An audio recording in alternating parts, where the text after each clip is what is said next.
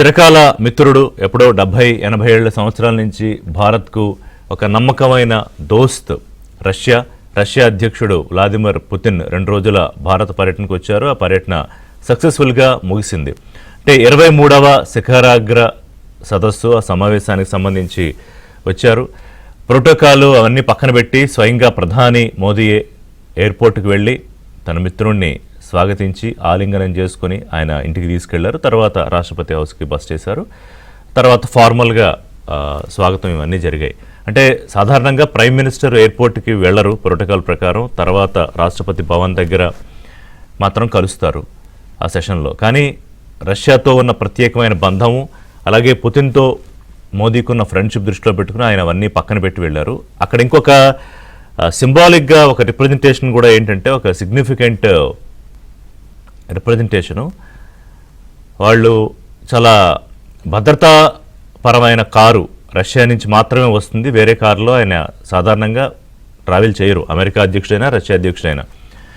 అలాగే అక్కడి నుంచి భద్రతా సిబ్బంది కూడా వస్తారు. సో అది పక్కన పెట్టారు. తర్వాత మెర్సిడెస్ బెంజ్ రేంజ్ రోవరు, అంటే మెర్సిడెస్ బెంజ్ ఆయనకి సిద్ధం చేసిన కారు, రేంజ్ రోవర్ ప్రధానమంత్రి వాడతారు. ఈ రెండు పక్కన పెట్టి టయోటా కారులో వెళ్ళారు వాళ్ళిద్దరు ఒకే కారులో. దానికి కారణం ఏంటంటే బ్రిటన్ రేంజ్ రోవరు ఇప్పుడు ప్రస్తుతానికి టాటాల చేతుల్లో ఉన్న బ్రిటన్ కంపెనీ దానికి యాక్చువల్గా ఓనరు.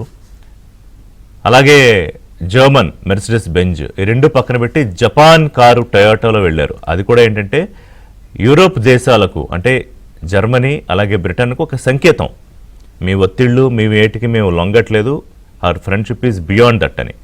అంటే అంత చిన్న అంశంలో కూడా వాళ్ళు ఎంత క్లియర్గా ఒక మెసేజ్ పంపిస్తున్నారు ప్రపంచ దేశాలకి అనే దానికోసం చెప్పాను ఇది.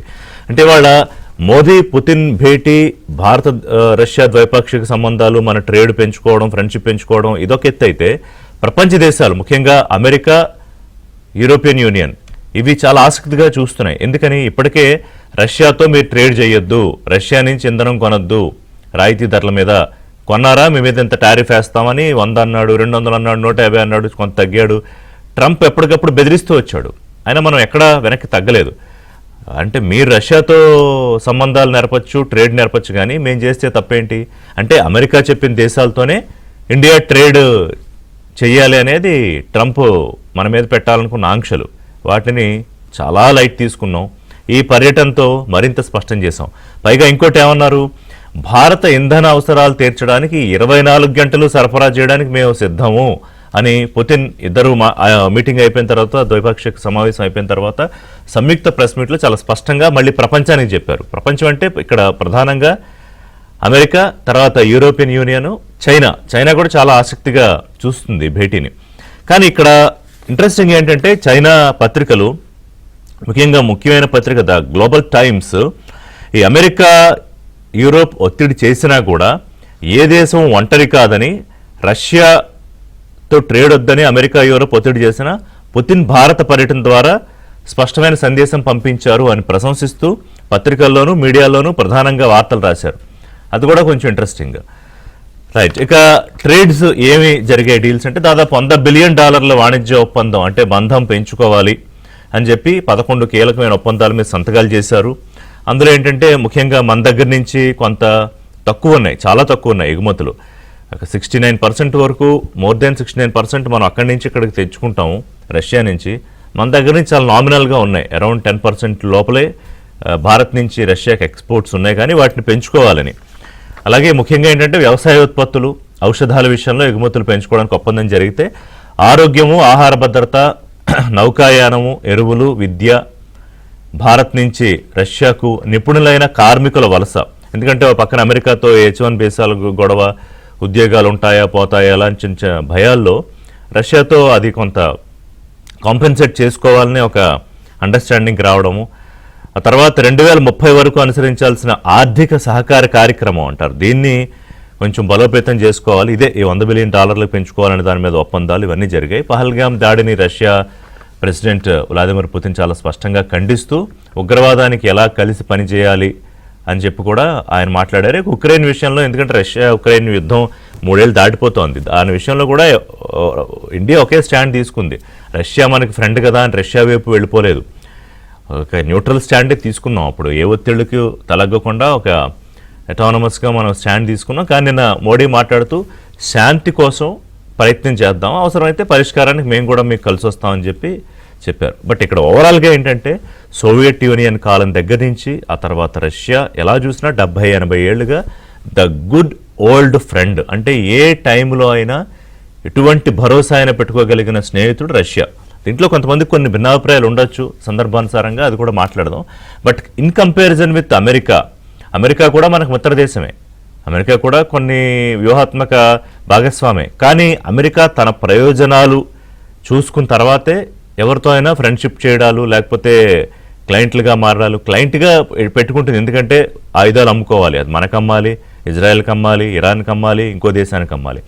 సో మనం ప్రధానంగా డిఫెన్స్ మీద ఆధారపడేది రష్యా ఇప్పటికి కూడా మెజారిటీ. గతంలో ఎక్కువ పర్సంటేజ్ ఉండేది, ఇప్పుడు కొంత తగ్గి ఇటు ఫ్రాన్స్ నుంచి కొంత ఆయుధాలు కొనుగోలు చేస్తున్నాం, లేకపోతే అమెరికా నుంచి కొంత కొనుగోలు చేస్తున్నాం, ఇజ్రాయెల్ నుంచి కొంత కొంటున్నాం. కానీ రష్యాతో ఉన్న అడ్వాంటేజ్ ఏంటంటే నాట్ ఓన్లీ బయింగ్, వాళ్ళ టెక్నాలజీ మనకి ఇస్తారు. సపోజ్ సుకో యుద్ధ విమానాలు మనం రష్యా నుంచి తీసుకుని ఆ యుద్ధ విమానాలు మనం కూడా ఇక్కడే ప్రొడ్యూస్ చేసుకుని టెక్నాలజీ భాగస్వామి సహకారం మనకి ఇస్తారు. అలాగే ఇప్పుడు S-400, తాజాగా S-500, ఇవన్నీ మొన్న పాకిస్తాన్తో యుద్ధంలో ఎంతగా ఉపయోగపడ్డాయో మనకు తెలుసు. వేరేజ్ పాకిస్తాన్ వెళ్ళేమో చైనా దగ్గర దూరుతుంది, చైనా పాకిస్తాన్కి ఆయుధాలు ఇస్తుంది, టీమును పంపిస్తుంది. అలాగే కొంత టర్కీ, ఇజ్రాయెల్, ఇవన్నీ కూడా పాకిస్తాన్ పక్కన ఉన్నాయి. ముఖ్యంగా అమెరికా సపోర్ట్ చూసుకుని పాకిస్తాన్ రెచ్చిపోతుంది. అసీం మున్నీర్ వెళ్ళినప్పుడు ఆయనకు ప్రత్యేక ఆహ్వానం ఇవ్వడాలు, ఇప్పుడు పాకిస్తాన్ అసీం మున్నీర్ని అధ్యక్షుడితో సహా ఆయనకి అన్ని అధికారాలు కట్టబెట్టడాలు, ఇవన్నీ కూడా కొంత మనకి ఇబ్బందికరం. వేరే రష్యాని మరింత దగ్గర చేసుకుని ఆ బంధం మరింత పెంచుకోవడంతో ట్రంప్ కూడా చాలా ఆసక్తిగా గమనిస్తున్నారు. బహుశా ఒక ఒప్పందం చేసుకున్న తాజాగా భారత్తో వాణిజ్య ఇతర సంబంధాలు మెరుగుపరుచుకోవాలని అమెరికా ప్రయత్నాలు కొనసాగించాలి అని, ఇది ఎక్కడ అమెరికా జాతీయ భద్రతా వ్యూహం, ఆ వ్యూహ పత్రంలో ఆ పేపర్స్లో పెట్టారు. అంటే మేబీ ఈ ఇంపాక్ట్ ఏమైనా ఉందా రష్యా పర్యటన, రష్యా అధ్యక్షుడు పుతిన్ భారత్ పర్యటనకు సంబంధించి ఆ ఇంపాక్ట్ కూడా ఉందా? సో ఓవరాల్గా ఈ రెండు దేశాలకు సంబంధించిన ద్వైపాక్షిక సంబంధాలు మాత్రమే కాదు, ప్రపంచ దేశాలు అమెరికా, యూరోప్ కంట్రీస్, చైనా ఆసక్తిగా ఎందుకు ఈ సదస్సును చూశాయి, దీని తర్వాత పరిణామాలు ఎలా ఉంటాయి, భారత్ అనుసరిస్తున్న విధానాల్లో మార్పులు, టారిఫ్ల విషయంలో ఆంక్షలు తగ్గించుకుంటారా, వెనక్కి తగ్గుతారా, కాల పరీక్షకు నిలబడి ఎన్నో ఏళ్ల తమ మైత్రిని మరింత దృఢంగా చేసుకోవడానికి ఇరు దేశాలు సిద్ధంగా ఉన్నాము అని ఇటు మోదీ అలాగే పుతిన్ ఇద్దరు కూడా చెప్పారు నిన్న సమావేశం తర్వాత మాట్లాడిన ప్రెస్ మీట్లో. మాట్లాడదాం పూర్తిగా అంశాలన్నీ కూడా. మనతో పాటు పెంటపాటి పుల్లారావు గారు, ప్రముఖ రాజకీయ విశ్లేషకులు, ఆర్థిక ఫారిన్ అఫైర్స్ గురించి కూడా వారు విశ్లేషిస్తారు. అలాగే మామిడి గిరిధర్ గారు విశ్లేషకులు, ఎస్ నగేష్ గారు ఫార్మర్ రెసిడెంట్ ఎడిటర్ హిందూ విశ్లేషకులు. నమస్కారం అండి ముగ్గురికి. Thanks for joining. పుల్లారావు గారు, గిరిధర్ గారు, నగేష్ గారు. సో పుల్లారావు గారు, నేను ఇందాక కొన్ని విషయాలు చెప్పాను నా ఇంట్రడక్షన్లో, బట్ డీటెయిల్డ్ అనాలిసిస్ ప్రయత్నం చేద్దాం. అంటే ఇందాక నేను అన్నట్టుగా టైం టెస్టింగ్కి, కాల పరీక్షకి నిలబడిన ఈ స్నేహం, ఆ దృఢత్వం ఇంకా పెంచుకుంటాము అని చెప్తూ, సరే ద్వైపాక్షిక సంబంధాలు ఎటు ఉంటాయి కానీ ఈ పర్యటన మీద నాట్ ఓన్లీ 2 కంట్రీస్ సార్, ప్రపంచం అంతా కూడా ఆసక్తిగా ఎదురు చూడడానికి కారణం ఏంటి? ఆ పర్పస్ ఫుల్ఫిల్ అయిందా? అయితే ఈ పర్మనెంట్ ఫ్రెండ్స్ పర్మనెంట్ ఎనిమీస్ లేరు అనే ఆ సామెత 250 సంవత్సరాల బట్టి తిరుగుతా ఉంది. అది దేశాలకు పర్మనెంట్ ఫ్రెండ్స్ లేరు, పర్మనెంట్ ఎనిమీస్ లేరు. అది మర్చిపోతే చాలా దానికి ఖర్చు అవుతాం మనం. ఈ రొమాంటిక్ భారతదేశంలో మన స్నేహితులు మన సినిమా ఇష్టం, మన చీరలు వేసుకున్నారు, సిల్క్, ఇదంతా చాలా దూరంగా ఆలోచన. మీరు సినిమా అంటే ఊరికి గుర్తొచ్చి ఇంటరప్ట్ చేశాను. మొట్టమొదటిసారిగా భారత్ లో రష్యా ఛానల్ ఆర్టీ ఇండియా వాళ్ళది టెలికాస్ట్ బ్రాడ్కాస్టింగ్ ప్రారంభించారు. రష్యాకి భారతదేశానికి సంబంధం ఉన్నది, ఎందుకంటే సగం రష్యా ఏషియాలో ఉన్నది. సగం రష్యా కంటే అసలు 80% రష్యా ఆసియా ఖండ్లో ఉన్నది. మర్చిపోవద్దు, మన పక్కనే ఉన్నారు, పక్కనే అవన్నీ ఉన్నాయి కల్చరు అంతా. కానీ మనం ఇది ఓవర్గా చేసేస్తాం కదా. అందుకనే జవహర్లాల్ నెహ్రూని చాలా మంది దూషిస్తారు. చైనా మన స్నేహితుడు, చైనాకు సాయం చేస్తాం, చైనా యునైటెడ్ నేషన్స్ లో కూర్చోబెట్టాం, సెక్యూరిటీ సీట్ ఇచ్చాం, చైనాను గుర్తు పెట్టాను. 1951లో చైనా టిబెట్ మింగేస్తే ఓకే అన్నాను, ఏమైంది ఆఖరికి? రష్యా ఫిబ్రవరి 2022 ఎవరు కూర్చున్నారు పుతిన్తో? ఆ రోజు యుద్ధం స్టార్ట్ చేసే టైం యుక్రెయిన్ లో first time Pakistan prime minister Imran Khan గంట అపాయింట్మెంట్ ఇస్తే రోజంతా అతనితోనే ఉన్నాడు. ఆ టైం భారతదేశంతో 6 నెలలు సంవత్సరం ముందర దూరం అయిపోయాడు రష్యా. చైనా ఒత్తిడి మీద అమెరికాకి వెళ్ళిపోయింది భారతదేశం, మీతో అక్కర్లేదు, ఇవన్నీ ఉన్నాయి, ఫ్యాక్ట్స్ ఉన్నాయి, ఫ్యాక్ట్స్. సో అందువల్ల అప్పుడేమైందంటే యుక్రెయిన్ యుద్ధంలో దిగి రష్యా ఇబ్బందులు పడిపోయాక భారతదేశం కేర్ఫుల్ గా డీల్ చేశారు కాబట్టి మళ్ళీ స్నేహం ఉండాలి, రష్యా మనకు ముఖ్యం. కానీ ఇది పర్మనెంట్ ఫ్రెండ్, పర్మనెంట్. ఇది కొద్దిగా నాకు 60 రోజుల యుద్ధం మనకి చైనా జరిగింది, రష్యా ఒక వేలెత్తిందా? ఎవరిచ్చారు ఆఖరికి? మనకి ఇంగ్లాండ్ వాళ్ళు మనకి దుష్మన్లు వచ్చి ఇచ్చారు. మరి 71 యుద్ధంలో 71 యుద్ధం వాళ్ళకి అవసరం వచ్చింది. అప్పుడు ప్రపంచం సూపర్ పవర్స్ ఎదురు ఉండేవారు, రష్యా అమెరికా. మనం అమెరికా పక్కన లేం, మనం న్యూట్రల్ గా ఉన్నాం, రష్యాని సపోర్ట్ చేస్తా వస్తున్నాం. కరెక్ట్ పాలసీ, తప్పట్లేదు. మన అవసరం వాళ్ళకు ఉండాలి. అదే చైనాతో ఎప్పుడైనా రష్యా మనకు ఉపయోగపడిందా? ఎప్పుడు ఉపయోగపడింది? మన చైనా వచ్చేసి మన భూములు ఆక్రమిస్తే సరే, తర్వాత గత సంవత్సరంలో పుతిన్ చైనా మీద ప్రెషర్ తీసుకొచ్చి భారతదేశంతో తగు వద్దు, మీరే పోతారు, మన పెద్ద దేశాలు విడదీసేసి యూరోప్ అమెరికా ఆడుకుంటున్నారని చెప్పటం పనిచేసింది. నేనేమంటున్నానంటే ఓవర్ గా గ్లామరైజ్ చేయకుండా, అంటే ఇప్పుడు కొంచెం ఓవర్ రొమాంటిసైజ్ అయిందా? Over romanticise. మీకు ఇది సరదాగా చెప్పుకుందాం. మనం ఒక ఫ్యాన్ సినిమా స్టార్ ని ప్రేమిస్తాడు, తిరిగి సినిమా స్టార్ ఆ ఫ్యాన్ ప్రేమిస్తాడా? ఎంట్రన్స్ ఇస్తాడా? అది మనం కేర్ఫుల్ గా, ఇది దేశాల మధ్యన నా ఫ్రెండ్, నా పరిస్థితి, ఫ్రెండ్ ఎవరో కాదు. ప్రధానమంత్రిగా మీరు ఉన్నంతకాలం, ఆయన ప్రెసిడెంట్ గా ఉన్నంతకాలం ఫ్రెండ్స్ అంతే. కానీ పుతిన్ ఎవరు ప్రధానమంత్రిగా ఉన్నా, ఎంతమంది మారినా, గత 25 ఏళ్లుగా ఆయన అధ్యక్షుడు అయినప్పటి నుంచి ఒక కన్సిస్టెంట్ రిలేషన్ అయితే మెయింటైన్ చేస్తున్నాడుగా. కన్సిస్టెన్సీ లేదు. ఇది మనకి వాళ్ళకి తగు లేదు. మనకి ఎప్పుడైతే యుక్రెయిన్ యుద్ధం స్టార్ట్ అయిందో అప్పుడు మనకి రష్యాకి వ్యాపారం ఏంటి? నేను కొద్దిగా గూగుల్ చూసి చెప్పట్లేదు. $10 బిలియన్ మన ఏది ఇంపోర్ట్స్ ట్రేడ్ రష్యాతో. ఈ చమురు మనకి చక్కగా తీసుకున్నాక $70-80 బిలియన్ అయింది. అప్పుడు వ్యాపారం కూడా లేదు, తగ్గిపోయింది. ఎప్పుడైతే రష్యా 1989-90లో ఇరిగిపోయిందో మనం పంపించేది వాళ్ళకి లేదు, వాళ్ళు మనం పంపించేది లేదు. వాళ్ళు ఏంటి? మనకి resource exporter Russia. Resource technology, yes, ఈ వెపనరీలో ఆయుధాల్లో వాళ్ళు అడ్వాన్స్ గా ఉన్నారు. 70 సంవత్సరాలు కమ్యూనిస్ట్ డిఫెన్స్ స్ట్రాటజీస్ వాటి గురించి మాట్లాడదాం. బట్ ద వెరీ ఒపీనియన్ మీరు షేర్ చేసిన దాని మీద గిరిధర్ గారు, ఇప్పుడు ఒకటి నేను ద గుడ్ ఓల్డ్ ఫ్రెండ్ అని పెట్టా. ఎందుకంటే ఈ 70-80 ఏళ్ళు సోవియట్ యూనియన్ ఉన్న కాలం దగ్గర నుంచి, సరే పుతిన్ ఆయన ప్రెసిడెంట్ అయినప్పటి నుంచి 25 ఏళ్ళుగా అనేక మంది ప్రధానమంత్రులు మారారు. బట్ కన్సిస్టెంట్ గా ఒక రిలేషన్ మెయింటైన్ అవుతూ వస్తుంది. అయితే పుల్లారావు గారు కొన్ని ఇన్సిడెంట్స్ చెప్పారు, ఇమ్రాన్ ఖాన్ తో కూర్చోవడం కానీ ఇలాంటి కొన్ని ఇన్సిడెంట్స్. సరే, ఆ మాటకు వస్తే రష్యా ఉక్రెయిన్ యుద్ధం టైంలో మనం అవుట్ రైట్ గా వెళ్ళి రష్యా పక్కనే నిలబడలేదు, మనం ఒక న్యూట్రాలిటీ మెయింటైన్ చేసాము. నిన్న కూడా ప్రధానమంత్రి ఏమన్నారు? శాంతి కాముకులం కాబట్టి శాంతి కోరుకుందాం, మనం అవసరమైతే పరిష్కారంలో మేము భాగస్వాములు అవుతామని చెప్పారు. మీరేం చెప్తారు? Are you agreeing with Pullarao garu? తప్పకుండా చాలా అంశాలు పుల్లారావు గారు చెప్పింది నేను కూడా ఏకీభవిస్తానండి. ముందుగా మీకు, మన కో ప్యానలిస్ట్ కి, మీ ప్రేక్షకులందరికీ నా నమస్కారాలండి. మనకు ఒక విషయం అర్థం చేసుకోవాలి, పుల్లారావు గారు చెప్పింది చాలా కరెక్ట్. దేశాల మధ్యలో మైత్రి, శత్రుత్వం అనేది ఎప్పుడు ఉండదు, పర్మనెంట్ ఇంట్రెస్ట్ మాత్రమే ఉంటాయి. ఈ విషయం మనం అర్థం చేసుకోవాలి.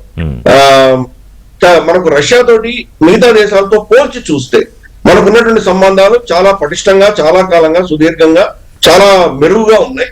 అది ఆ విషయం మనం యాక్సెప్ట్ చేయాలి. దాన్ని మనం ఫ్రెండ్షిప్ అందామా అనొచ్చు, మనం తప్పేం లేదు. కానీ కొన్ని అంశాల్లో వాళ్ళు మనకు అవసరాలకు వచ్చిన, మన అవసరం ఉన్నప్పుడు వాళ్ళు మనల్ని ఆదుకోలేదు. ఆ విషయం కూడా మనం యాక్సెప్ట్ చేయాలి. ఫర్ ఇన్స్టెన్స్, మనకు టెక్నాలజీ ట్రాన్స్ఫర్ లో చాలా కాలంగా వాళ్ళు మనకు కావాల్సిన టెక్నాలజీ మనకి ఇవ్వలేదు. మనకు వస్తువులు అమ్మారు కానీ, మనకు వస్త్రాలు అమ్మారు కానీ టెక్నాలజీ మనకు కావాల్సినంత మేరకు వాళ్ళు ఇవ్వలేదు. ఏ సెక్టర్ అన్నారు? ఏ సెక్టర్ లో అన్నారు? డిఫెన్స్ లో, డిఫెన్స్ సంబంధించి చాలా మనకు చేయలేదు. ఫర్ ఇన్స్టెన్స్, ఈ రోజు ఇంజన్ టెక్నాలజీ మన దగ్గర లేదు. మన దగ్గర for instance cryogenic engines, America ఒత్తిడి తోటి వాళ్ళు క్రయోజెనిక్ ఇంజిన్ మనకి ఇస్తున్నారు, వాళ్ళు ఆపేశారు కూడా రష్యా. దాంతో మన తండాలు మనం పడ్డాం. నంబి నారాయణని ఎలా ఆయన మీద ఒక సెక్స్ స్కాండల్ పెట్టి ఆయన పక్కన పెట్టేశారో, దానివల్ల మనం కనీసం అంటే 15 సంవత్సరాలు వెనకబడ్డాం క్రయోజెనిక్ టెక్నాలజీ. దాంతో మనకు స్పేస్ టెక్నాలజీ కూడా వెనకబడింది. అప్పుడు రష్యా మననేమో ఆదుకోలేదు. అలాగే చాలా అంశాలు. ఫర్ ఎగ్జాంపుల్ యూరోప్ కూడా వాళ్ళ అఫీషియల్ స్టాండ్ ఏంటంటే మనకు జమ్మూ కాశ్మీర్ సంబంధించి వాళ్ళు అంబిగ్యూస్ గా ఉన్నారు. ఇది భారత అభిన్న భాగము, పిఓజేకే, గిల్గిట్ పాకిస్తాన్ అని రష్యా ఇప్పుడు చెప్పలేదు. టెర్రరిజం గురించి మనతో ఉన్నారు కానీ వాళ్ళు జమ్మూ కాశ్మీర్, పాకిస్తాన్ ఆక్రమిత జమ్మూ కాశ్మీర్ గురించి వాళ్ళు అంబిగ్యూస్ గా ఉన్నారు. 100% మన పక్షాన నిలబడలేదు. మన పక్షాన నిలబడ్డ 100% నిలబడినటువంటి ఈ దేశం అప్పట్లో సద్దాం హుసేన్, ఇరాక్ మాత్రం నిలబడింది, ఎవరు నిలబడలేదు. కాబట్టి ఇటువంటి కాబట్టి మనకు వాళ్ళకు ఉన్నటువంటి సంబంధాలు చాలా అద్భుతంగా ఉన్నాయి. దాంట్లో ఎటువంటి అనుమానం ఉండక్కర్లేదు. కానీ కొన్ని అంశాలు వాళ్ళకి మనకి విభేదాలు కూడా ఉన్నాయి. ఈవెన్ 70 యుద్ధం గురించి కూడా మేము చెప్తున్నారు. సరే, వాళ్ళు న్యూక్లియర్ అటాక్ చేయగలిగినటువంటి సబ్మరీన్స్ పంపించారు, కొన్ని షిప్లు పంపించారు. దాంతో అమెరికా 7th ఫ్లీట్ వెనక్కి తగ్గింది. ఆ విషయం అందరికి తెలిసిన విషయమే. కానీ ఈస్టర్న్ సెక్టర్ లో మనం గెలిచిన తర్వాత, అంటే బంగ్లాదేశ్, ఈస్ట్ పాకిస్తాన్ విడగొట్టి మనం బంగ్లాదేశ్ చేసిన తర్వాత వెస్ట్ పాకిస్తాన్ కంటిన్యూ చేయడం మన మీద అమెరికా కూడా రష్యా కూడా ఒత్తిడి తీసుకొచ్చింది. దాంతో మనం సీజ్-ఫైర్ చేయాల్సి వచ్చింది. సో ఇందిరాగాంధీ గారు ఎందుకు ఉన్నప్పుడు ఎందుకు సీజ్-ఫైర్ డిక్లేర్ చేసిందంటే దాంట్లో రష్యా మనల్ని, సోవియట్ యూనియన్ సమర్థించడానికి సిద్ధపడింది. సో కాబట్టి వాళ్ళ ఇంట్రెస్ట్ కోసం వాళ్ళు చేస్తారు, మనం మన ఇంట్రెస్ట్ కోసం చేస్తున్నాం. కానీ మనకు ఎప్పుడైతే అమెరికా మనకు అస్త్రాలు ఇవ్వకుండా మనం సతాయించి, మన శత్రు దేశాలకు వాళ్ళు సమర్థన ఇచ్చి, చైనాను సమర్థించి, అలాగే పాకిస్తాన్ సమర్థిస్తుందో, అప్పుడు మనం తప్పకుండా ఒక టాక్టికల్ స్ట్రాటజిక్ అండర్స్టాండింగ్ పెట్టుకున్నాం వాళ్ళతోటి, రష్యా తోటి. అది మనకు 70-80 ఏళ్ళు మనకు చాలా లాభసాటిగా ఉంటుంది. ఇప్పుడు పరిస్థితి ఏంటంటే రష్యా కంటే ఎక్కువ టెక్నాలజీ కొన్ని రంగాల్లో మనం ముందుకు వెళ్ళగలుగుతున్నాము. అఫ్ కోర్స్ కొన్ని రంగాల్లో ఇప్పుడు కూడా వాళ్ళ మీద డిపెండ్ అవ్వాలి. ఫర్ ఇన్స్టెన్స్ మనకు ఇంజన్ టెక్నాలజీ మన దగ్గర లేదు. జీఈ నుంచి తెచ్చుకునే ప్రయత్నం చేసాం, జీఈ మనం సతాయిస్తోంది. దాంతో ఇప్పుడు రష్యా నుంచి మళ్ళీ కొంత టెక్నాలజీ తీసుకునే ప్రయత్నం చేస్తున్నాం. రష్యా వాళ్ళ అవసరాల కోసం ఇప్పుడు SU-57 మనకు ఆఫర్ ఇస్తున్నారు. ప్లస్ 100% టెక్నాలజీ ట్రాన్స్ఫర్ చేయడం సిద్ధపడ్డారు. గతంలో చేయలేదు, ఇప్పుడు ఇస్తున్నారు కదా. కాబట్టి ఇది అర్థం చేసుకోవాలి, వాళ్ళ అవసరాలు కూడా ఉన్నాయి. మనం SU-57 కొంటామా లేదా అన్నది నిర్ణయిస్తాం తర్వాత. కానీ SU-57 ఉన్న టెక్నాలజీ కంటే కూడా ఇంకా మంచి టెక్నాలజీ మన AMCO-లో రాబోతుంది. Advance multi combat aircraft మన భారతదేశంలో తయారవుతున్నది. 2027-28 ఆవిష్కరించబోతున్నాము. అది SU-57 కంటే కూడా ఎక్కువ దాని టెక్నాలజీ మన దగ్గర ఉండబోతుంది. కానీ స్ట్రాటజీగా తీసుకుంటే కొన్ని తీసుకోవచ్చు, అది నిర్ణయం తర్వాత జరుగుతుంది. అమెరికా ఫ్యూచర్, ఎందుకంటే వాళ్ళ దగ్గర చాలా అడ్వాన్స్ టెక్నాలజీస్ ఉన్నాయి. రష్యా ఈ డిజిటల్ ఎకానమీ నుంచి వాళ్ళు వెనకబడిపోయారు. వాళ్ళు గతంలో ఉన్నటువంటి మెకానికల్ టెక్నాలజీ చాలా అద్భుతంగా ఉండేది వాళ్ళ దగ్గర. కానీ ఇప్పుడు న్యూ ఏజ్ టెక్నాలజీలో ఆర్టిఫిషియల్ ఇంటెలిజెన్స్ కావచ్చు, మనకు డిజిటల్ టెక్నాలజీలో వెనకబడుతున్నారు. ఇన్ఫాక్ట్ రష్యా కంటే మనమే ఇంకా ముందర ఉన్నాం. కాబట్టి మనం రష్యా అన్నది మన గతం, వెస్ట్ అన్నది మన ఫ్యూచర్. ఇద్దరిని బ్యాలెన్సింగ్ చేసుకుంటూ వెళ్ళాలి. వీళ్ళు నేను అస్త్రంగా వాడినప్పుడు మనకు రష్యా అన్నది మనకు మీరు చెప్పిన దాంట్లో నాకు అర్థమైంది ఏంటంటే, ఒకే దేశం మీద రష్యాని ఎమోషనల్గా డిపెండెన్సీ అనేది పెంచుకోవడం అనేది కరెక్ట్ కాదు అంటే మీ ఇద్దరు చెప్పిన దాన్ని బట్టిన. ఎందుకంటే రష్యా కూడా తన ప్రయోజనాల కోసమే, తన వ్యాపారం కోసమే భారత్తో స్నేహం కొనసాగిస్తుందో లేదా ఇంకా దృఢంగా చేసుకుంటుందనో ఒకటి పాయింట్ నెంబర్ 1. అండ్ టెక్నాలజీ విషయంలో రష్యా కన్నా కూడా అమెరికా లేదా ఇంకా ఇజ్రాయెల్, ఇంకా కొన్ని టెక్నాలజీల్లో యూరోప్ కంట్రీస్ కొన్ని, సో వాటితో కూడా స్నేహం పెంచుకోవాలి. కానీ ఒక నిమిషం సార్, ఇప్పుడు జరిగిన దాంట్లో ఏంటంటే, అంటే ఆ కారు దగ్గర, టొయోటా కార్లు వెళ్ళడం దగ్గర నుంచి సదస్సు ముగిసే వరకు ఒక క్లియర్ మెసేజ్ పంపించారు ఇద్దరు కలిపి. ఎవరికి? అమెరికాకు, యూరోప్ కంట్రీస్కు, చైనాకు. ఏది కూడా పంపించారు మెసేజ్. ఎందుకంటే చైనాలో మనం చూసాము, వ్లాడిమిర్ పుటిన్ యొక్క కారులో మోదీ గారు వెళ్ళారు. అది అక్కడ అవును SCO టైంలో కరెక్ట్. కానీ ఇక్కడ రెండు కానీ టొయోటోలో ఎందుకు వెళ్ళారు, ఫార్చునర్ ఎందుకు వెళ్ళారు? దానికి అంత పెద్ద బుల్లెట్ ప్రూఫ్ ఏం కాదు, అదేం కాదు. అంటే ఎంత సిగ్నల్ వెళ్తుంది అంటే, వ్లాడిమిర్ పుటిన్ చైనాలో వెళ్ళినా కానీ ఆయన రక్షణ ఆయనే చూసుకున్నారు. కానీ భారతదేశం వచ్చేసరికి మన రక్షణ లేకపోయినా కానీ కూడా మనం అంత బుల్లెట్ ప్రూఫ్ ఇవ్వకపోయినా మన సెక్యూరిటీని ఆయన ట్రస్ట్ చేస్తున్నారు, నమ్ముతున్నారంటే ఆయనకు మన భారతదేశం మీద ఎటువంటి భరోసా ఉందో అర్థం చేసుకోవచ్చు. అదొక సిగ్నలింగ్ వెళ్తుంది. మన దేశంలో సురక్షితంగా ఉన్నారు. అదే చైనాలో కానీ అమెరికా కానీ ఎక్కడ వెళ్ళినా కానీ ఆయన మొత్తం ఆయన కారులో తీసుకెళ్ళే పరిస్థితి. అదే ఆ ట్రస్ట్ ఉంది అంటే ఆయన భద్రత దాని గురించి అంతా చదువుతూ అదంతా మనకి అర్థం చేసుకుంటే దాదాపు అమెరికా ప్రెసిడెంట్ స్థాయిలో కొన్ని చోట్లయితే ఇంకా ఎక్కువ కూడా ఉంది.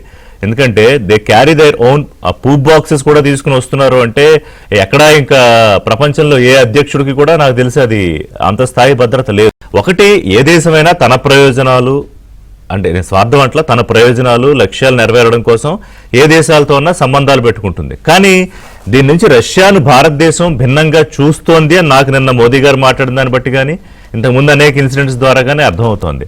బట్ లేదు, అన్ని దేశాలు దాదాపు ఒకటే, ఎందుకంటే రష్యా కూడా మనకు అవసరమైన అన్ని సందర్భాల్లో కూడా ఏం నిలబడలేదు, తన ప్రయోజనమే ముఖ్యం అని చెప్పి. అలాగే టెక్నాలజీ విషయంలో కూడా రష్యా కన్నా కూడా అమెరికాతో ఇంకా మనం బలోపేతం. యోగేష్ గారు, మీ వ్యూ ఏంటంటే మనం రష్యాకు వ్లాదిమిర్ పుతిన్కు అంత ఇంపార్టెన్స్ ఇవ్వడము అంటే ఏ అధ్యక్షుడు వచ్చినా కూడా పుతిన్ వచ్చినా లేకపోతే గతంలో ట్రంప్ వచ్చినా లేకపోతే జిన్పింగ్ వచ్చినా కూడా జిన్పింగ్ మోదీ గారు ఉన్నప్పుడు ఆ ఉయ్యాలు ఊగిన దృశ్యాలు కూడా మనం చూసాం.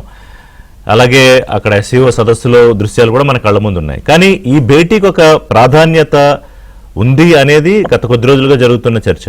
ఒక ఛానల్కి ఇచ్చిన ఇండియా టుడేకి ఇచ్చిన ఇంటర్వ్యూలో, రష్యాలో జరిగింది ఆ ఇంటర్వ్యూ, ఇక్కడికి పర్యటనకి రావడానికి ముందు ఆజ్ తక్ అటెండ్ ఇండియా టుడే, అప్పుడు కూడా పుతిన్ చాలా స్పష్టంగా ఆయన చెప్పాల్సిన విషయాలని చెప్పారు, ఇండియాని ప్రైజ్ చేశారు. So what's your take? అంటే ఇప్పుడు చైనా పైకి వచ్చే ముందు రెండే సూపర్ పవర్స్ ఉంది, ఒకటేమో అమెరికా, రెండోదేమో రష్యా. రష్యా కూడా సూపర్ పవర్ అయ్యేసరికి చాలా టైం పట్టింది, ఎందుకంటే సెకండ్ వరల్డ్ వార్ లో బాగా చితికిపోయింది.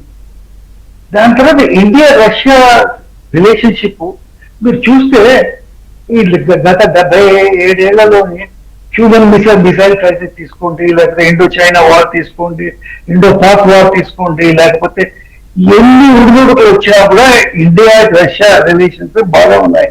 సరే మనం అనుకోవచ్చు ఏంటంటే there are no permanent friends and no permanent enemies. So మనం ఇప్పుడు అమెరికా మనకి ఎప్పుడు వ్యతిరేకంగానే ఉంది. ఇప్పుడు 71 యుద్ధాల్లోని కిసింగర్ నిక్సన్ కలిసి ఇందిరాగాంధీని అసలు చాలా దూషించారు. అప్పుడు మనకి ఏంటంటే అమెరికా 7th ఫ్లీట్ పంపించినప్పుడు రష్యా సబ్మరీన్స్ పంపించి బే ఆఫ్ బెంగాల్ లో మన ఆడుకుంది. లేకపోతే మనది ఈస్ట్ పాకిస్తాన్ లో మన క్యాంపెయిన్ సక్సెస్ఫుల్ గా అయ్యేగా. సరే, అది పక్కన పెట్టండి. రష్యాకి మనకి సంబంధాలు డిఫెన్స్ సంబంధాలే కాదండి. రష్యా మనకి ఏంటంటే పెట్రోలియం ఎక్స్ప్లోటేషన్ లో మనకి ఓఎన్జీసీ ద్వారా మనకి చాలా ప్రయాణం చేసింది. అది కాకుండా హెవీ ఇండస్ట్రీస్, స్టీల్ ప్లాంట్స్ కానీ ఎలక్ట్రికల్ ఇండస్ట్రీస్ కానీ చాలా మనకి సహాయం చేసింది. ఇది ఇప్పుడు ఈ రోజు కూడా నిన్న మరీ నొక్కి చెప్పారు, ఇది కులంలో యూనిట్ 1 యూనిట్ 2 కి మేము సహాయం చేస్తున్నాం, యూనిట్ 3 కి యూనిట్ 4 కి కూడా మేము సాయం చేయడానికి సిద్ధమైనది. పవర్ ప్లాంట్స్ వీటి విషయంలో కూడా చాలా స్పష్టమైన అవగాహన ఉంది కదా. సో రష్యాని మనం అట్లాగా మనం పడేయడానికి వీలు లేదు. సరే, రష్యా ఏంటంటే చైనాతో ఇప్పుడు ఫ్రెండ్షిప్ పెరిగిపోయింది. బట్ మనం మర్చిపోకూడదు, రష్యా చైనా కూడా బార్డర్ వార్స్ వాళ్ళు యుద్ధాలు ఫైట్ చేసిన బార్డర్స్ లో.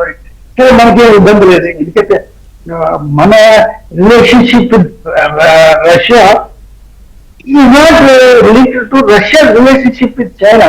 సో మనం క్లియర్ గా ఉండాలి. కానీ ఇప్పుడు అమెరికాని మనం ఎక్కువ దాని తర్వాత డిఫెన్స్ వస్తాం, మరి MiG-21, MiG-25, MiG-29, సుఖోయ్ ఇవన్నీ రష్యా ఉందండి. అమెరికా మనకి ఏమిచ్చింది? మనకి ఏమి ఇవ్వలేదు. మొన్న S-400 పాక్ యుద్ధంలో, S-500 ఇప్పుడు తాజాగా S-400 దాని తర్వాత బ్రహ్మోస్ మనం తయారు చేస్తాం. బ్రహ్మోస్ ప్రత్యేకత ఏంటంటే ఇండో రష్యన్ కొలాబరేషన్. అది బ్రహ్మోస్ ప్యూర్లీ ఇండియన్ కాదు. దాని తర్వాత ఇప్పుడు S-400 మనకి మన యుద్ధంలో వాడాం, ఇంకా అవసరం ఉందంటే వాళ్ళు సుముఖంగా ఉన్నారు. కానీ ఇంకా S-500 కాలేదు. సో మన రష్యాని మనం అదేదో ఫేర్ వెదర్ ఫ్రెండ్ అని, ఎప్పుడైతే మనకి అనుకూలంగా ఉంటుందో వాళ్ళు ఫ్రెండ్ గా ఉంటారు, ప్రతికూలంగా ఉంటే ఇది పరిస్థితులు వాళ్ళు మనకు ఉండరు అనేది అది నేను అంత దీనిగా నమ్మను. ఎందుకంటే మనకి ఇటుపక్క చైనా, ఇటుపక్క Pakistan, both are nuclear armed nations. రెండు మనకి శత్రువులు లేదు. అలాంటి పరిస్థితుల్లో మనకి ఒక సూపర్ పవర్ మనకి అండగా ఉండడం అనేది చాలా ముఖ్యం. చూస్తున్నాం ఇప్పుడు అమెరికన్ ఫారెన్ పాలసీ మీద ఒక స్థిరత్వం లేదు. అంతకుముందు నిక్సన్, ఇప్పుడేమో ట్రంప్ అయితే అసలు ఒక పక్క నుంచి ఏమో ఆయన మోదీని పొగుడతాడు, ఇండియానేమో దూషిస్తాడు. సో ట్రంప్ అనేది ఒక కరెక్ట్ అనేది కరెక్ట్ గా మనకు ఒక ఫ్రెండ్ కాదు. సో మనకి రష్యాతో ఫ్రెండ్షిప్ అనేది మనం ఇంకా స్ట్రెంగ్ చేసుకోవాలి, కానీ మనం వదులుకునే పని లేదు మొత్తం. కొంత అంటే ఒక టెక్నాలజీ విషయంలో అమెరికాతో పోల్చలేము రష్యా అని అన్నారు గిరిధర్ గారు. అంటే ఇంకా కొన్ని ఓల్డ్ మెథడ్స్ లేకపోతే ట్రెడిషనల్ కన్వెన్షనల్ మెథడ్స్లో ఉంది రష్యా. బట్ వేరేస్ అమెరికా చాలా ఫార్ చాలా ఎదిగిపోయింది టెక్నాలజీలో. So that America is equally or more important అని. కానీ అమెరికాని మనం నమ్మలేం కదా, రష్యాని నమ్మినట్టు అమెరికాని నమ్మలేము. ఎందుకంటే రష్యా వ్యాపారంగానే చూస్తుంది, భారత్నైనా ఇంకో దేశాన్నైనా ఇంకో దేశాన్నైనా. ఇప్పుడు ఏ ఫీల్డ్స్ లో అమెరికా ముందుంది, ఏ ఫీల్డ్స్ లో రష్యా ముందుంది. ఇప్పుడు స్పేస్ టెక్నాలజీ ఉంది, స్పేస్ టెక్నాలజీలో రష్యా బాగా ముందుకుంది. అది ఆర్టిఫిషియల్ ఇంటెలిజెన్స్ లో అమెరికా ముందుకుంది. దాని తర్వాత డిఫెన్స్ ఇండస్ట్రీలో రష్యా అమెరికా కన్నా ఏమీ తక్కువ లేదు. ఇప్పుడు ఈ సుఖాయ్ 57 అడుగుతున్నారు ఇండియా. సుఖాయ్ 57 స్టేట్ ఆఫ్ ఆర్ట్ ఇది ఫైటర్ ఎయిర్క్రాఫ్ట్. సో కొన్ని ఏరియాలో అమెరికా ముందు ఉంది. ఎస్, అమెరికాలో ఏమిటంటే it is a land of immigrants. India వాళ్ళు, చైనా వాళ్ళు, జపాన్ వాళ్ళు అందరూ దేశం వెళ్ళి అక్కడ వెళ్ళి అక్కడ టెక్నాలజీని ఇంప్రూవ్ చేస్తున్నారు. రష్యా అట్లా కాదు, రష్యన్స్ ఏవైతే చేసుకుంటున్నారు వాళ్ళు స్వయంగా చేసుకుంటున్నారు. సో ఇప్పుడు ఏంటంటే మొత్తం అమెరికా అన్ని ఫీల్డ్స్ లోనే రష్యా కన్నా ముందుంది అని కూడా కొంచెం కరెక్ట్ కాదేమో అనిపిస్తుంది. రష్యా కూడా స్పేస్ టెక్నాలజీ, డిఫెన్స్ టెక్నాలజీలో బాగా ముందుకుంది అమెరికా కన్నా. సో పుల్లారావు గారు, ఇప్పుడు ఇక్కడ చైనా, రష్యా, భారత్, మేబీ భారత్తో కంపేర్ చేస్తే రష్యా, చైనా ఏమన్నా ఒక అడుగు ముందున్నాయో మీరే చెప్పాలి. అంటే వరల్డ్ పవర్గా ఎదగాలి అనే ఆస్పిరేషన్ 3 కంట్రీస్కి ఉంది. వాటికున్న జనాభా కానివ్వండి, లేకపోతే ఆర్థికంగా మనం ఎదుగుతున్న తీరు కానివ్వండి, రష్యా మనకన్నా కొంచెం టెక్నాలజీల్లో కానీ లేకపోతే డిఫెన్స్లో కానీ ముందు ఉండడం కానీ, చైనా ఇక తనే అమెరికాతో దాదాపుగా పోటీ పడుతున్నట్టు ఆల్రెడీ తను ఫీల్ అవుతున్న సందర్భం కానివ్వండి. సో ఓవరాల్గా ఈ ముగ్గురు రిలేషన్స్, ఎందుకంటే గతంలో ఇప్పుడు ఎస్సీవీలో వాళ్ళ ముగ్గురు పిక్చర్ చూసి ట్రంప్ గంగవెర్లు ఎత్తిపోయాడు. ఆయన రష్యాని, ఇండియాని మీరు ఎక్కడన్నా దోకండి, డెడ్ ఎకానమీ, అది ఇదని ఏది పడితే అది మాట్లాడారు. సో ఇందులో అది ఎంత కీలక అంశం అవుతుంది? వరల్డ్ పవర్గా ఎదగాలి లేదా అమెరికాతో ధీటుగా ఉన్నామని ప్రపంచానికి చెప్పాలి అనే విషయంలో ఫస్ట్ అండ్ ఫార్మోస్ట్ మనం విరోధిని తక్కువ అంచనా వేయకూడదు. చైనా అడ్వాన్స్డ్ విరోధిని తక్కువ అంచనా వేయకూడదు. చైనా చాలా అడ్వాన్స్డ్ అయింది. చైనా అమెరికా కంటే కొన్ని టెక్నాలజీలో అడ్వాన్స్డ్ అయిపోయింది. వాళ్ళు చేసే మ్యానుఫ్యాక్చరింగ్, వాళ్ళ బలం, ఏ ఫ్యాక్టరీ అయినా ఏదైనా చేయగలరు. అమెరికా చేయలేదు. అమెరికా హుక్కు లేదు, షిప్స్ లేవు. అమెరికా ఎక్కడ అడ్వాన్స్ లో ఉన్నదంటే టెక్నాలజీ, అందరికంటే అడ్వాన్స్ లో ఉన్నది టెక్నాలజీ. అది కూడా మళ్ళాంటి వాళ్ళు లక్షల మంది వెళ్ళారు, బలపరిచారు. అది గుర్తించట్లేదు వాళ్ళు. భారత్ నుంచి అక్కడి నుంచి వెళ్ళి బలపరిచారు. అది టెక్నాలజీలో అమెరికా అడ్వాన్స్ గా ఉన్నది. ఇవాళ అమెరికా ఆర్థిక వ్యవస్థ సర్వైవ్ అవుతుందంటే టెక్నాలజీ ఒకటి. చైనా కూడా చాలా అడ్వాన్స్డ్ గా ఉన్నది. రష్యా, నేను చెప్పబోయే మాట కొంచెం చాలా మందికి డిమినిషింగ్ పవర్ తగ్గిపోతూ వస్తుంది. ఆ ఆయిల్, ఆ చమురు వాళ్ళకున్నది. భారతదేశం సైజు 5 రెట్టింపుల సైజు ఉన్నది. ఖాళీ స్థలాలు ఉన్నాయి, రిసోర్సెస్ దొరుకుతున్నాయి, అమ్ముకుంటున్నారు. అలా వెళ్తుంది ముందల. టెక్నాలజీలో పడిపోయింది రష్యా, చాలా వరకు పడిపోయింది. అయితే జోక్ ఏమిటంటే అప్పుడు రష్యా 90లో విడిపోక ముందు వాళ్ళ బ్రెయిన్ పవర్ యుక్రెయిన్ వెళ్ళిపోయింది. బ్రెయిన్ పవర్ జ్ఞాపకం పెట్టుకోండి. సైంటిస్టులు, అథ్లీట్స్ ఏంటి అంతా యుక్రెయిన్ నుంచి వచ్చేవాళ్ళు. Russia diminishing power. So Russia is more dependable ఇప్పుడు ఇండియా మీద. డిపెండబుల్, వీళ్ళెవరూ డిపెండబుల్ కాదు. భారతదేశం ఇరుకులో ఉంటేనే కదా మనం రష్యా దగ్గరికి వెళ్తాం. పాకిస్తాన్ బలంగా ఉండాలి, చైనా బలంగా ఉండాలి, భారతదేశం మన దగ్గరికి రావాలి. అది అమెరికాకి, రష్యాకి, అందరికంటే. మనకి పాకిస్తాన్తో గొడవ లేకపోతే వీళ్ళతో మాట్లాడతామా? చైనాతో గొడవ లేకపోతే అసలు మాట్లాడతామా? చెప్పండి మీరే. ఎవరైనా లెక్క పెట్టాం. అమెరికన్ పాలసీ కూడా ఏంటంటే భారతదేశం బ్యాలెన్స్ చేయాలి. పాకిస్తాన్, చైనా బలంగా ఉండాలి, అక్కడ వాళ్ళు పడతా ఉంటారు. రష్యా కూడా భారతదేశం బలం అయిపోతే వాళ్ళ మాట వింటామా? ఎందుకు వింటాం? అవన్నీ మనం తగ్గిస్తావా. చిన్న పాయింట్ తెలుసుకున్నాం, ఎందుకంటే ఇద్దరు నాగేష్ గారు గిరిధర్ గారు చాలా ప్రామినెంట్ పీపుల్. రష్యాకి చైనాకి ఉన్న అడ్వాంటేజ్ ఏంటంటే వాళ్ళు విదేశ దౌత్య సంబంధాలు చూసే వాళ్ళు 30-40 సంవత్సరాల నుంచి వాళ్ళే ఉన్నారు. ఒకే వ్యక్తి ఉంటాడు, ఇద్దరు వ్యక్తులు ఉంటారు. ఫర్ ఎగ్జాంపుల్ చైనా వ్యాంగ్ ఈ తర్వాత పొలిట్ బ్యూరోలో ఉన్న వాళ్ళు 20 సంవత్సరాలు బట్టి వాళ్ళే కనపడతారు. రష్యా లావ్రోవ్ అని ఫారెన్ మినిస్టర్ ఉన్నారు, 30 సంవత్సరాలు బట్టి కనపడుతున్నాడు. అతను ముందర ఆండ్రీ గ్రోమికో అని ఫారెన్ మినిస్టర్ 38 సంవత్సరాలు ఉన్నారు. మన దేశానికి ఏంటి ఫారెన్ సెక్రటరీలు సంవత్సరంన్నర ఉంటారు, వెళ్ళిపోతారు. నేను చెప్పండి లాస్ట్ 5 ఫారెన్ మనకి మార్చుకోవాలి. భారతదేశం పెద్ద ఫారెన్ పాలసీ ఎస్టాబ్లిష్మెంట్ తయారు చేసుకోవాలి. ఏదో 15-25 ఐఎఫ్ఎస్ ఆఫీసర్స్ వచ్చి వాళ్ళు ఎక్కడక్కడ తిరుగుతున్నారు. మనకు ఫారెన్ పాలసీ ఎస్టాబ్లిష్మెంట్ లేదు. అంటే ఒక రకమైన ఈ గవర్నమెంట్ వెళ్ళిపోయాక వచ్చే government same policy China, Russia, కొంతవరకు అమెరికా ట్రంప్ వచ్చే వరకు చేసేవారు. సో మన బలహీనాలు మర్చిపోకూడదు. మనకంత టెంపరీ. ఈ మినిస్టర్ వెళ్ళిపోతాడు, కొత్త వాళ్ళని తెస్తాడు, ఫినిష్డ్. అది జరుగుతూ వస్తుంది.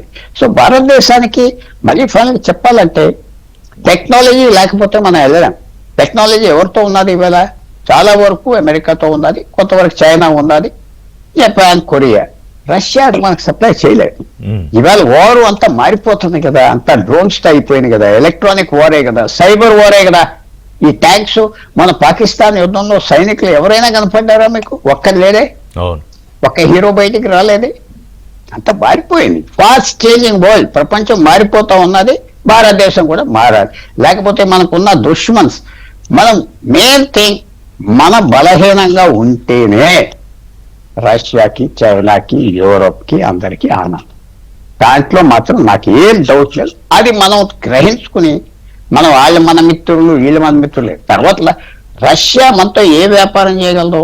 ఒక 5 లక్షల మంది, 10 లక్షల మంది ఏదో అగ్రిమెంట్ నన్ను చేసేస్తా అన్నారు భారతీయ టెక్నోక్రాట్స్ ని రష్యా తీసుకెళ్తాను. అది జరగలేదు అనుకుంటా. అక్కడే మనకి జరిగింది. అంటే నిపుణులైన కార్మికుల వలస ఒప్పందం అన్నారు దాన్ని. అంటే కార్మికులు అంటే అందులో ఐటీ వాళ్ళు ఉండొచ్చు, అందరూ అది దాంతో ఏమన్నా రష్యా మనకి చేస్తే 10-15 సంవత్సరాలు రిలీఫ్ వస్తుంది. భారతదేశం, భారతీయులకి, యువకులకి టాలెంట్ పెరుగుతుంది. రష్యా టెక్నాలజీ ఏమన్నా ఉంటే మనం అబ్జార్బ్ చేస్తాం. రష్యా పాత సామ్రాజ్యం, మంచి నాలెడ్జ్ ఉన్న ప్లేస్ మనకి. అది లేదు కదా. మీకు ఎంతమంది తెలుసు రష్యాలో ఉన్న భారతీయులు? ఒకరు కూడా తెలుసు ఉండడు. అమెరికాలో ఉన్న వాళ్ళు 10 మంది తెలుసు, యూరోప్ లో. సో ఆ సంబంధం మనకు చాలా తక్కువగా ఉన్నది. ఇంకా చైనాతో చాలా ఎక్కువగా ఉన్నది. చాలా మంది భారతీయులు ఇక్కడ పనిచేస్తున్నారు, చదువుకుంటున్నారు. సో అది అన్ని మనం దృష్టిలో పెట్టుకుని మన ఫారెన్ పాలసీ ఎస్టాబ్లిష్మెంట్ బలపరుచుకోవాలి. గవర్నమెంట్స్ వచ్చి వెళ్ళిపోతా ఉంటాయి, కానీ ఆ ఎస్టాబ్లిష్మెంట్ ముందరికి వెళ్తా ఉండాలి.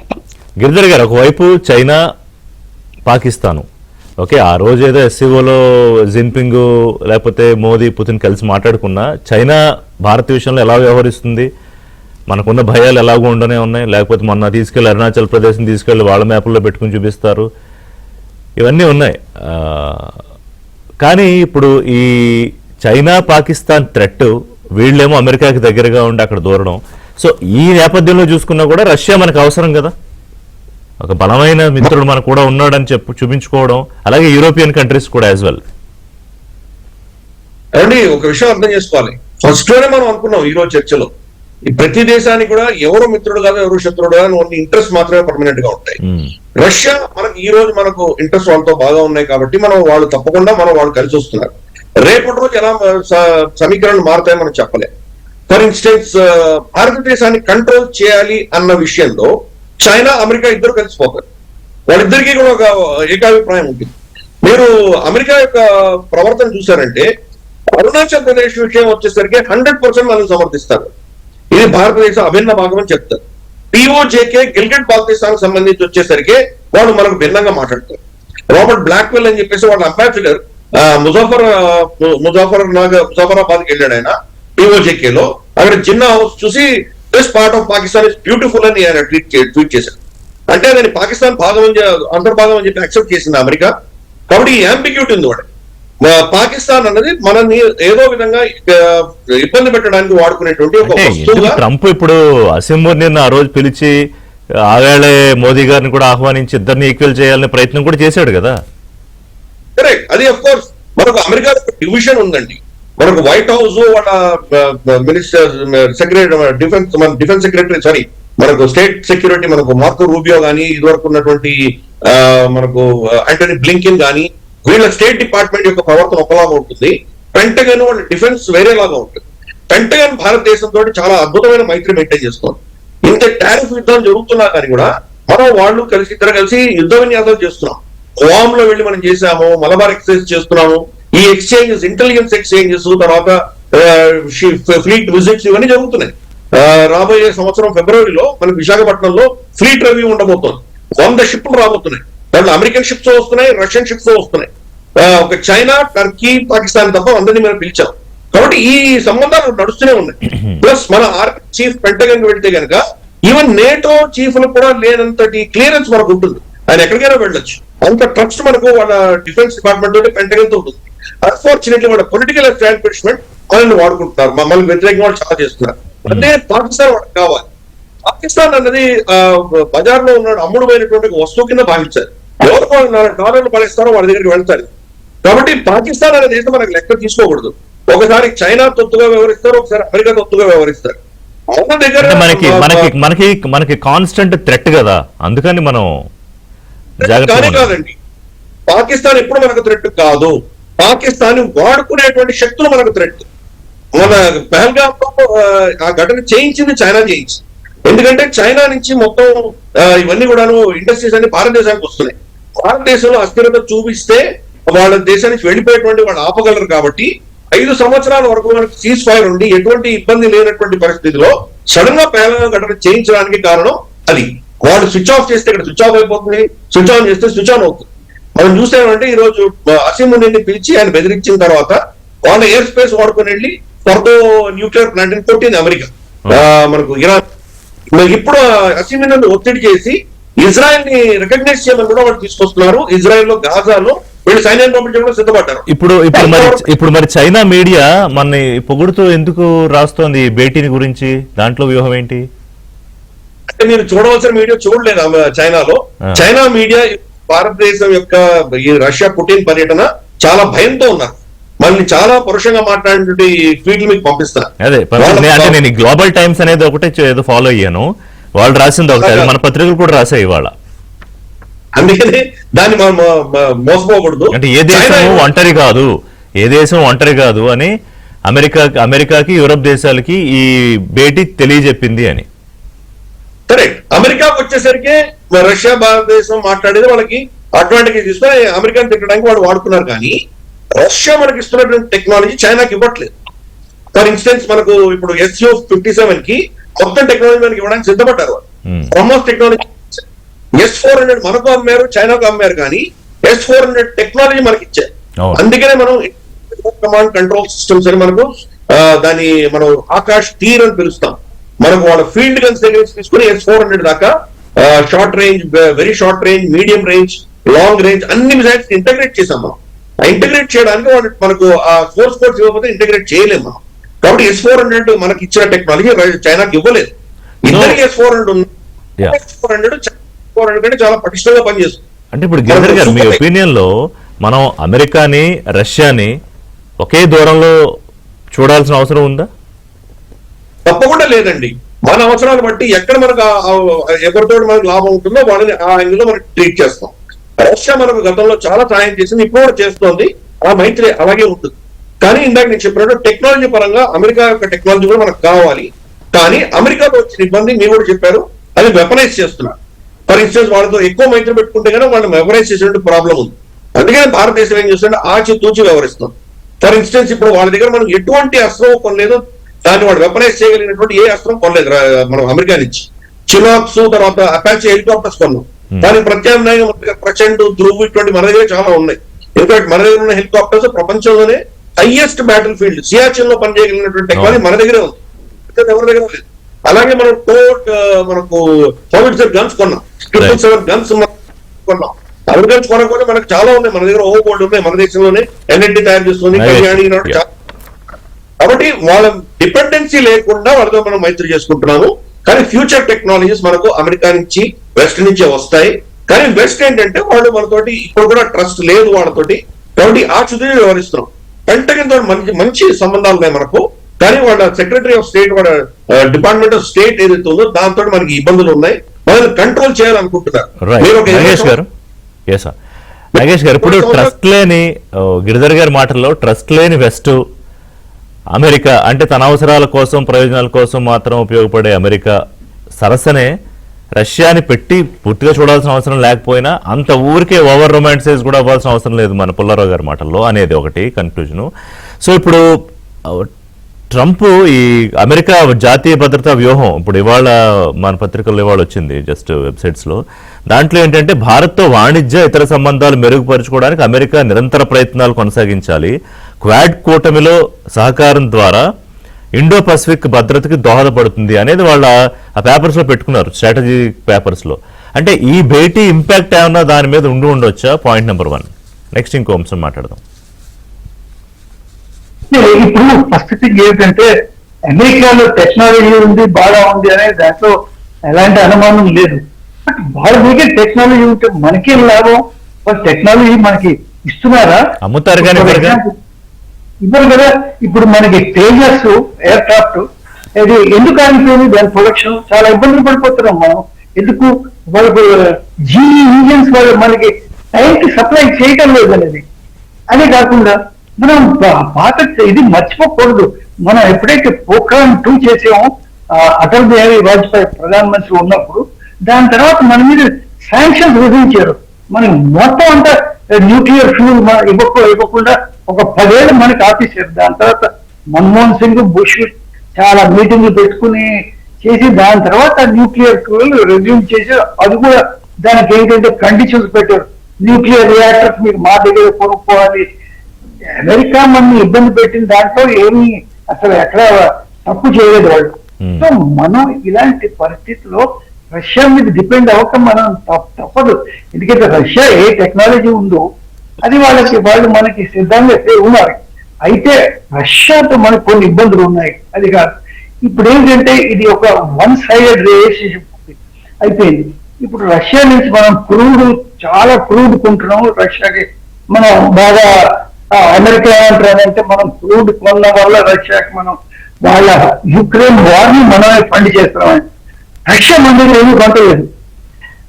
ఇప్పుడు రష్యా మన దగ్గర మనకి రష్యన్ ఎక్స్పోర్ట్ ఎంతున్నాయో అంటే బంగ్లాదేశ్ కి మనం ఎక్కువ ఎక్స్పోర్ట్స్, రష్యా లాంటి పెద్ద దేశానికి 5,900 కోట్లు డెఫిసిట్ ఉన్నట్టుంది. Trade deficit $5,900 trade deficit. ఇలాంటివన్నీ కూడా ఈ ట్రేడ్ డెఫిసిట్ కూడా ఇప్పుడు ఏదైతే అమెరికా మన మీద ఏదైతే టారిఫ్ 25% టారిఫ్ విధించిందో ఇవన్నీ ఏంటంటే మనకి ఆగిపోయి. ఇప్పుడు ఫర్ ఎగ్జాంపుల్ కోస్టల్ ఆంధ్రాలో రొయ్యలు ఇవన్నీ వీటి మీద అన్నిటి మీద కాదు. ఇప్పుడు ఆ టారిఫ్స్ విషయంలో ఏమన్నా ఆలోచిస్తారా ట్రంప్? ఇంకా అంటే వెనక్కి ఏమైనా తగ్గే అవకాశం? అదే ఇది చాలా ముఖ్యమైనది ఈ టారిఫ్స్ విషయంలో. ఫస్ట్ థింగ్ ఏంటంటే యుక్రెయిన్ వార్ ఇది ఒకవేళ ఎండ్ అయితే దాని తర్వాత ఏదైనా దాంట్లో అవకాశం ఉంటుంది. ఇప్పుడు యుక్రెయిన్ వార్ ఎండ్ కావాలంటే ఇప్పుడు దీనికి చాలా ఇది ఉన్నాయి. ఇండియాకి దీని మీద ఏమీ లివరేజ్ లేదు. నిన్న ప్రపంచం మీడియా కానీ వేరే దేశాలు కానీ ఇండియా పుతిన్ మధ్యలో ఏం జరుగుతుంది అనేది చూశారు. ఇండియా ఏమంటుంది అనేది. ఇండియా కొత్తగా ఏం చెప్పలేదు ఇది యుక్రెయిన్ వార్ గురించి. ఏమన్నారంటే రష్యా మాకు యుక్రెయిన్ వార్ లో ఏం జరుగుతున్నారు ఎప్పటికప్పుడు మాకు ఇన్ఫార్మ్ చేస్తున్నారు. బట్ ఇండియాకి లివరేజ్ లేదు. అమెరికాకు ఉన్న లివరేజ్ ఉన్నట్టుగా అమెరికా ఏంటంటే వాళ్ళ డిప్లొమాట్స్ ని పంపిస్తున్నారు, స్టీవ్ విట్కాఫ్ ని పంపిస్తున్నారు. దాని తర్వాత అమెరికా ఇప్పుడు ట్రంప్ యుద్ధం ఆపేయని జెలెన్స్కీకి చెప్పాడు. అలా మోదీ రష్యా అధ్యక్షుడికి చెప్పరు కూడా, అంతే కదా. కెపాసిటీ లేదు మనకి. సో ఆ లివరేజ్ ఉంటే మనకి బాగుండేది. బట్ ఆ లివరేజ్ ఇండియా ఆ స్టేచర్ లేదు రష్యా మీద యుద్ధం ఆపమని. నిన్న యాక్చువల్ గా ఏమంటారు ఒక అడుగు ముందుకు వేసాడు. ఏంటంటే India is not neutral, India in favour of piece అంటాడు. బట్ అది ఇటు కాదు అటు కాదు. మీరు యుద్ధం ఆపండి అనేది చెప్పే కెపాసిటీ ఉందా నరేంద్ర మోదీకి? లేదు. Right. So finally just 30 seconds లో పుల్లారావు గారు, మొత్తం ఈ భేటీ ద్వారా ట్రంప్ ఆలోచనలో ఏమన్నా మార్పు వస్తుందా ఇండియా పర్సెప్షన్ లో? తప్పకుండా ట్రంప్కి ఏంటంటే పుతిన్ మీద చెడ్డ అభిప్రాయం లేదు, అది మనం పెట్టుకోవాలి. పుతిన్తో స్నేహం కావాలని ఉన్నది కాబట్టి మన మీద అంత కోపం ఉండదు, ఎందుకంటే మనకు తప్పదని. తర్వాత ట్రంప్ తో వచ్చింది ఏంటంటే రోజుకు ఒక్క సబ్జెక్ట్ కి వెళ్ళిపోతా ఉంటాడు కాబట్టి అతని మీద పెద్ద ఆ రోజు ఏదో అన్నాడంటే అది మర్చిపోతాడు. ఆయన మీద ఏవో చాలా నడుస్తున్నాయి కూడా, ఆరోగ్యం ఇవన్నీ కూడా ఆరోగ్యాన్ని నడుస్తున్నాయి, తప్పు ఏం లేదు, మనం చేసింది కరెక్ట్.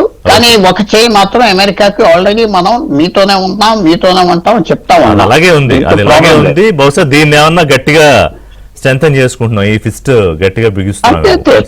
తప్పదు అందరితో సంబంధాలు బాగుండాలి.